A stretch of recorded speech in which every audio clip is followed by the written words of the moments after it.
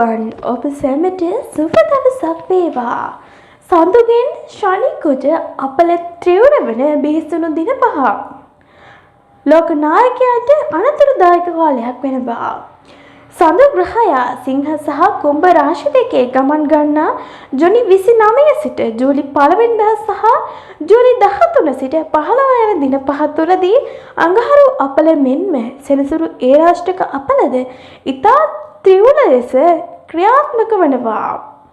එහි ප්‍රතිඵලයක් ලෙස ඉරානය සහ ඊශ්‍රායල අතර ඇතිවන යුද්ධය ඇති බිහිසුණු මුහුණුවරක් ගන්නා අතර මෙකී යුද්ධයට සම්බන්ධ වන අන්‍ය ප්‍රබල රාජ්‍ය නායකයෙකුට ගුවන් අනතුරක් සිදුවීමේ දැඩි අවධානමක් පවතිනවා.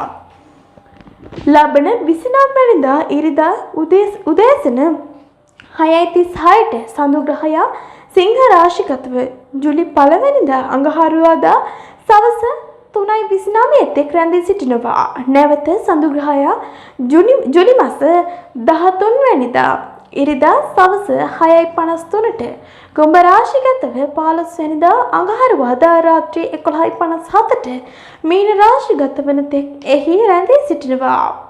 ඒ අනුව මේකී කාල සීමාව තුළදී යුද වාතාවරණය දරුණු වන අතර ලොව පුරා බිහිසුණු ගුවන් අනතුරු, වාහන අනතුරු, භූමිකම්පා, ගිනි කඳු පුපුරා යෑම, කලකෝහල, ගිනි ගැනීම්, ගිනි තැබීම් නිසා පොදු දේපළ වලට හානි ඇතිවීම, මිනිස් ඝාතනය වැනි අපල විපත් ඇතිවිය හැකි වනවා.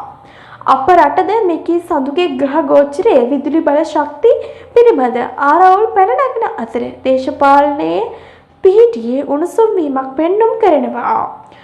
දුම්රිය මාර්ග ආදී ප්‍රවාහන ශේෂ්ත්‍රයේ අර්බුදද මතුවිය හැකි වනවා.